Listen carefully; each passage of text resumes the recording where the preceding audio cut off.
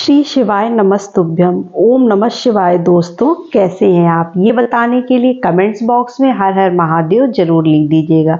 तो साल 2025 में पाप मोचनी एकादशी जो है वो कब पड़ रही है? जो साल की सबसे बड़ी एकादशी होती है पाप मोचनी एकादशी, वो कब पड़ रही है? काफी संशय भी फैला हुआ है कि आखिर पाप मोचनी एकादशी का व्रत कब रखा जाए। तो पूज्य पंडित प्रदीप मिश्रा जी ने बताया कि जो पाप मोचनी एकादशी का व्रत है वो हम रखेंगे 25 मार्च को, क्योंकि हिंदू सनातन धर्म के हिसाब से अगर देखा जाए तो उदया तिथि में जो तिथि पड़ती है, मतलब एकादशी तिथि पड़ेगी, उसमें जो है हमें व्रत रखना है। तो अब की बार जो है वो एकादशी तिथि जो है द्वादशी तिथि के साथ आ रही है, तो ऐसा संयोग बन रहा है, इसलिए इस बार की एकादशी तो और भी खास हो जाती है। तो इस दिन हमें पाप मोचनी एकादशी के जो व्रत है वो 25 मार्च को हम रखेंगे। तो जो लोग व्रत रखते हैं वो भी, जो लोग व्रत नहीं रखते हैं उनके लिए भी ये बात है कि जो है पारण के दिन जो है, जैसे मान लीजिए द्वादशी तिथि को जब हम पारण करते हैं, 26 मार्च को हम पारण करेंगे जो लोग व्रत रखते हैं। तो एकादशी तिथि को जो है वो चावल वर्जित होता है और द्वादशी तिथि को जो है वो चावल खाना चाहिए। पंडित जी ने बताया अपनी कथा में, जो है जो हम समझकर सुनकर आपको बता रहे हैं कि जो है वो कथा में बताए हैं कि जो है चावल हमें द्वादशी तिथि के दिन जरूर खाना चाहिए, तभी हमारा व्रत पूर्ण माना जाता है। तो बहुत से लोग ऐसे होते हैं जो डायबिटिक होते हैं, तो वो कहते हैं मैं कैसे चावल खा सकता हूँ। तो आप चावल का एक दाना ही मुंह में डाल लीजिए, लेकिन चावल खाइए जरूर, तभी आपकी जो ये एकादशी तिथि का जो व्रत है वो आपका पूर्ण माना जाएगा।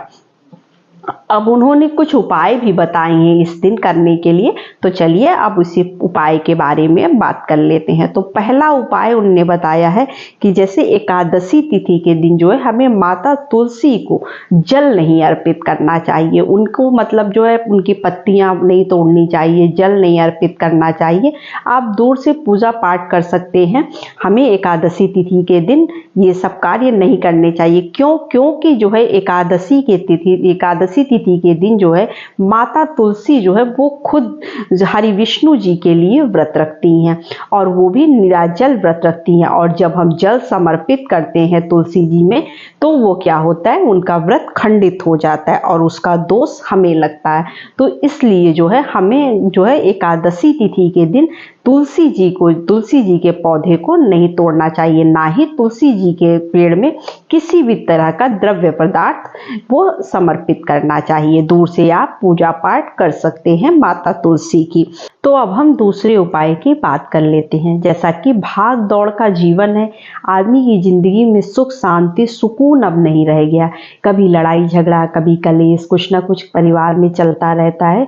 तो पंडित जी ने जो है कुछ उपाय बताए हैं जो मैं आपको यहाँ पर बता रही हूँ, जो हमें एकादशी के दिन करना है।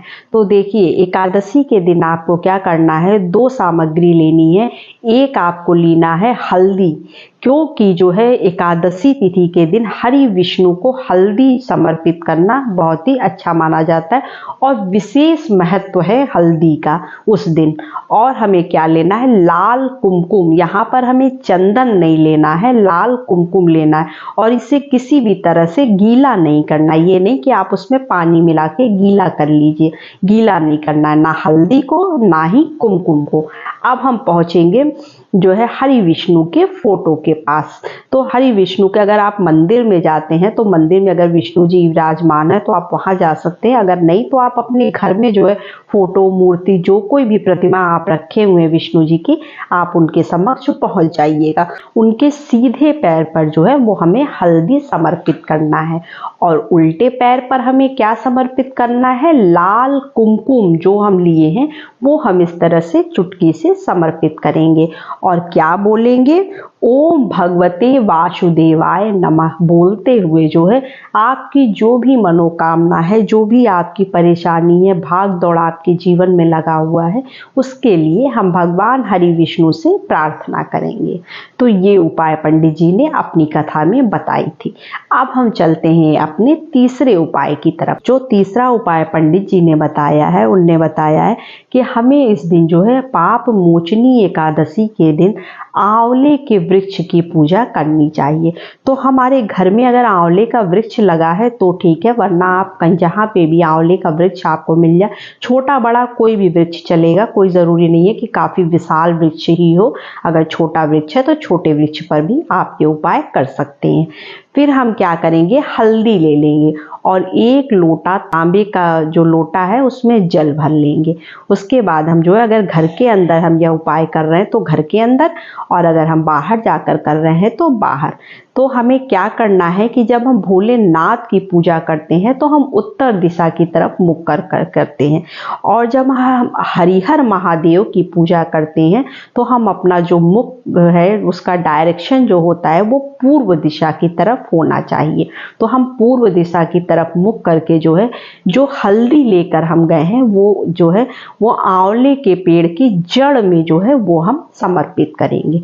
जड़ में समर्पित करना है, ना कि मिट्टी में या पत्तियों पर। समझने की कोशिश करिएगा कि आपको इस हल्दी को जड़ में समर्पित करना है।